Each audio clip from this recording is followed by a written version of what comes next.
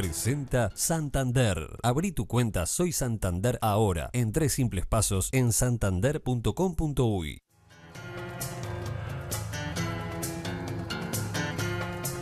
Seguimos en la amiga, estamos con Fede Comesaña. ¿Cómo estás, Gabriel? Buenas noches a todos. En la década del 90 llegamos a vivir con 120% de inflación, ¿no? Exactamente. Hasta que se convirtió en un dato que trascendió lo económico y es un dato que forma parte del discurso político. Hoy, cuando se llega a los 2 dígitos, bueno, ¿no? Y forma parte de campaña. Como de pronto no ha ocurrido lo mismo con el gasto público, ¿no? Sí, es cierto. También es verdad que la sociedad uruguaya sacrificó un montón de cosas a lo largo de los 90 justamente para estabilizar los niveles de inflación y llevarlos a los niveles actuales. Entonces, a veces parece, bueno, 1 punto, 2 puntos más de inflación, pero las consecuencias que puede tener que la inflación vuelva a encauzarse en un proceso de aumento significativo, bueno, pueden tener un costo no solo a nivel macroeconómico sino también un costo social muy grande. No, por eso decía que digo, ¿cómo hoy 1.2 nos preocupa y se convierte en un asunto, y en aquella época 120%, ¿no? Exactamente, también sí, las sociedades se van acostumbrando, claro, y conviven diferente, eso claro. Lo vemos hoy en Europa, lo vemos en Estados Unidos, que bueno, una inflación de 9-10%, vamos a ver ahora, no es desconocida para nosotros, pero para ellos sí, y eso hace que Uruguay tenga artefactos institucionales, como por ejemplo los consejos de salarios, determinadas cláusulas y demás, que están pensados para estos niveles de inflación, no para otros diferentes. Entonces, esos saltos en otras sociedades pueden ser más duros de lo que estamos procesando hoy en Uruguay. Pero vayamos a los números y veamos en qué situación estamos y qué es lo que está haciendo levantar la inflación a estos 2 dígitos que alcanzó durante el mes de septiembre, o que está prácticamente sobre la línea de los 2 dígitos. Estamos hablando 9,95%. Es un 10%.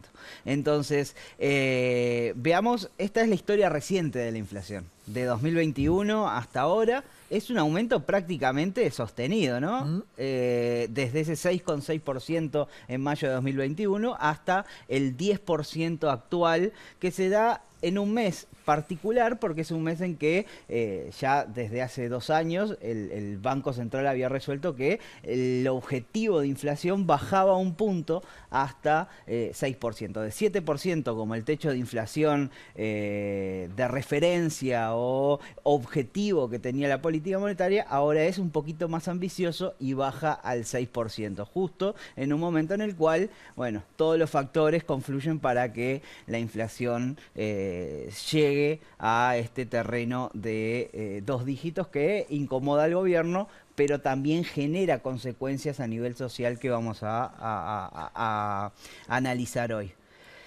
Bueno, veamos un poco más atrás la película. No llegamos hasta los 90, pero sí veamos los últimos 10 años de inflación. Bien. Y cómo los uruguayos, si vemos esta línea más larga, y bueno, acá no podemos ver un proceso ni que la inflación aumente ni que la inflación baje. Vemos prácticamente una inflación que oscila relativamente acotada entre ese 5%, que es un mínimo que alcanza muy, pero muy coyunturalmente en 2017, finales de 2017, hasta el 11% que llegó en 2 ocasiones, 2016 y durante la pandemia en 2020. Si trazamos la línea 9,5, que es como un punto ahí de quiebre muy cerca del 10%, y tenemos varios episodios, 2014, de 2016 como decíamos, 2020, ahora 2022, en el cual la inflación pasa esa línea y prácticamente se acerca al 10%. Son, como veíamos, periodos muy pero muy puntuales en los cuales la inflación sobrepasa, pero después vuelve a encaminarse, no al rango meta objetivo, pero sí levemente por encima. Si hacemos un promedio, puede estar entre 7,5, 8, y ¿no? 7,5, 8% es la inflación de los últimos 10 años. Sí. Si vemos ¿qué es lo que está subiendo hoy, ya yendo a la situación actual, ese 10%, cómo se compone? Hay 4 rubros que están por encima de las 2 dígitos. Salud, transporte, restaurante y hoteles y alimentos y bebidas. El más importante, y por lejos, porque hay ya 2 puntos de diferencia respecto al segundo, es alimentos y bebidas. Y el segundo, restaurantes y hoteles, tiene sentido que también esté muy vinculado con lo que pasa con alimentos y bebidas. En un momento en el cual, bueno, la crisis de la inflación a nivel global, crisis entre comillas, bueno, podemos relativizar un poco, pero sí es una preocupación muy grande a nivel internacional porque los alimentos en el mundo se encarecen. Y eso se ve y pega muy fuerte, sobre todo en las canastas de los hogares de menores ingresos, que son los que destinan un porcentaje más grande de su ingreso a las necesidades alimenticias.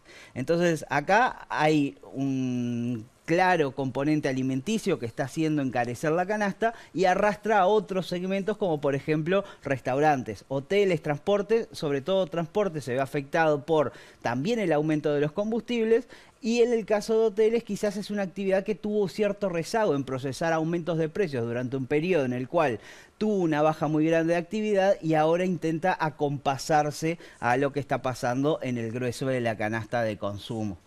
Si lo vemos un poquito más acotado en cuanto a los rubros, y ya no tanto en de qué se trata, qué está comprando la gente, sino más bien el origen de lo que compra, si es producción local o extranjera, o se trata de algunos bienes y servicios que tendemos a separarlos porque tiene una lógica distinta. Acá vemos que cuando analizamos, lo que más está subiendo hoy son alimentos no elaborados.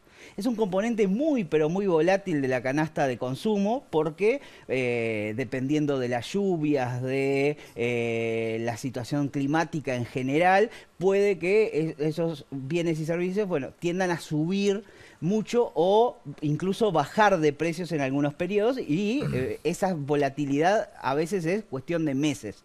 Hoy es un componente que está subiendo mucho, 14%, sobre todo por productos de origen agrícola.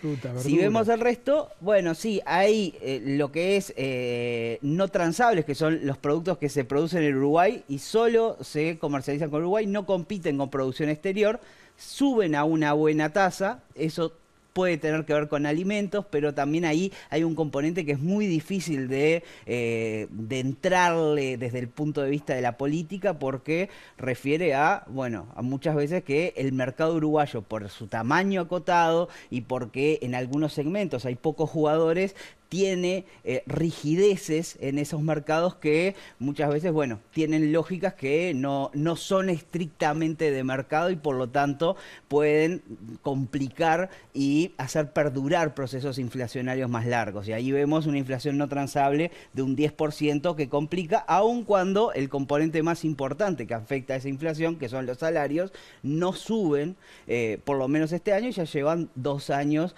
de caída en términos reales.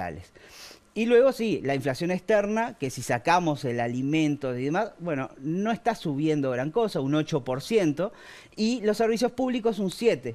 Eso es interesante ver, porque cuando comparamos con lo que pasaba hace un año, que teníamos una inflación de 7,4, 2,5 puntos más bajo, alimentos no elaborados, mira, prácticamente no subían, estaban aumentando nada más un 3% anual.